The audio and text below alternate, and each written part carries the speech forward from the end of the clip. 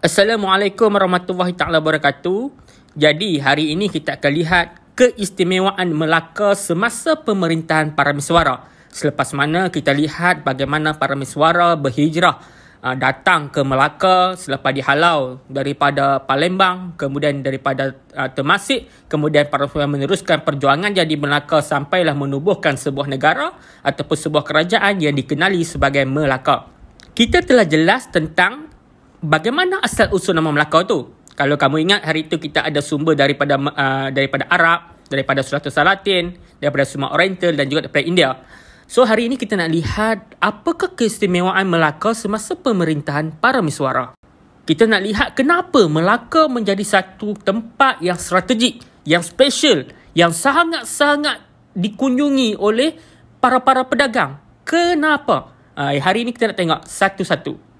Jadi di antaranya Melaka pada ketika ini dia ada banyak kelebihan.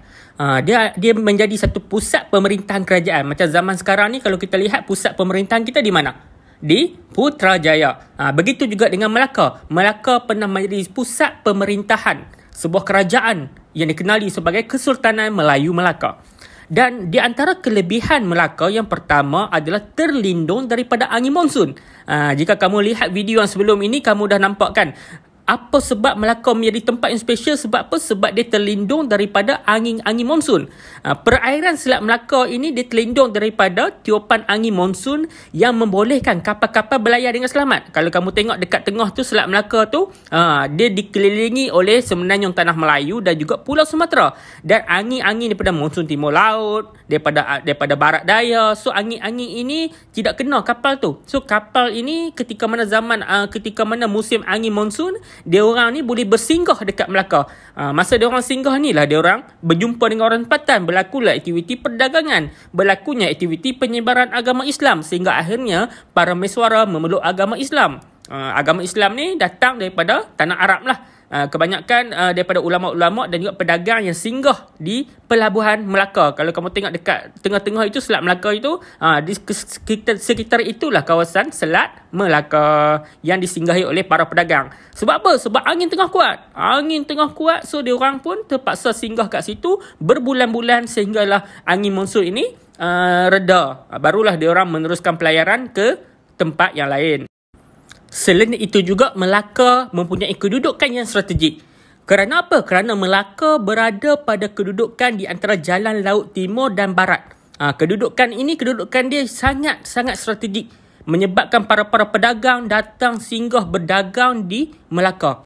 Kalau kamu ingat hari itu saya beritahu kan, di Melaka ini kalau kamu pergi ke pelabuhan dia pada ketika itu, dengar macam-macam suara, macam-macam bahasa ada kat situ.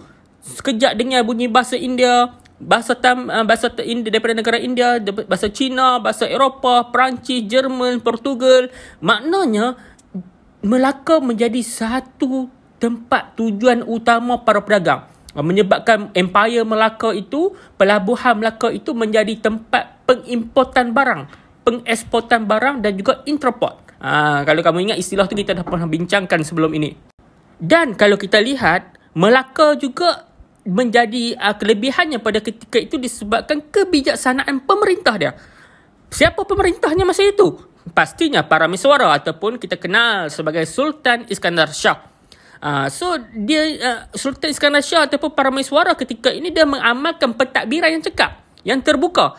Keterbukaan dia ini menyebabkan menarik minat kerajaan-kerajaan luar seperti mana daripada yang kita sebutkan tadi, China, India dan juga Eropah itu sendiri untuk datang menjalinkan hubungan diplomatik. Macam zaman sekarang kita pun Malaysia ada hubungan diplomatik dengan negara-negara yang lain. Banyak negara, semua negara di dunia ni kita ada hubungan diplomatik kecuali Israel, dan baru-baru ini kita baru berputus hubungan diplomatik dengan Korea Utara.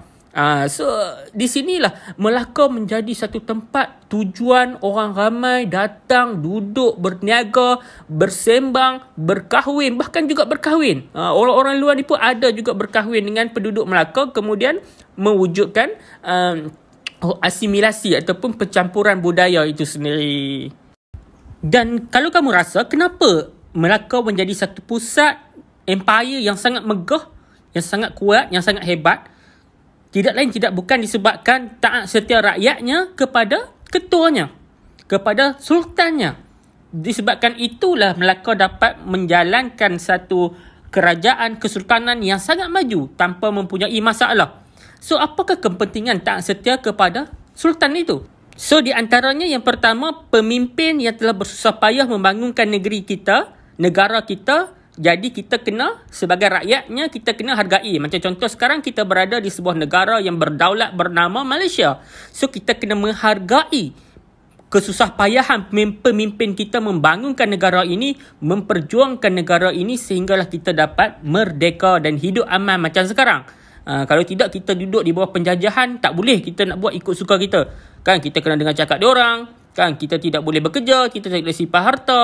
Kan, harta-harta kita boleh dirompak oleh mereka. So, kita kena hargailah pemimpin-pemimpin kita. Yang kedua, kesetiaan ini adalah satu semangat yang boleh menyatu padukan rakyat. Jadi, kita sebagai rakyat Malaysia kena bersatu padu. Tak bolehlah asyik bergaduh satu sama lain. Kan, kawan ni aja betul, kamu aja betul. Tak boleh. Kita kena bersatu padu. Walaupun kita ada berlainan masyarakat, ada masyarakat majmuk, ada Cina, ada India, ada orang Kadazan, ada orang Iban dan sebagainya, semua ini kita kena bersatu. Itu yang penting. Selain itu juga, kita kenalah taat kepada pemimpin. Dengan ketaatan ini akan melahirkan rakyat yang bertanggungjawab dan sanggup berkorban untuk negeri dan negara mencapai kemakmuran. Macam kamu lah. Contohlah satu ketika nanti Amerika serang kita. Amerika hantar jet pejuang, serang kita dan hancurkan kita. So, kita lah orang yang perlu ada di depan untuk berjuang bersama-sama dengan rakyat-rakyat di negara kita melawan penjajahan daripada mereka. Mustahil tak? Tak mustahil.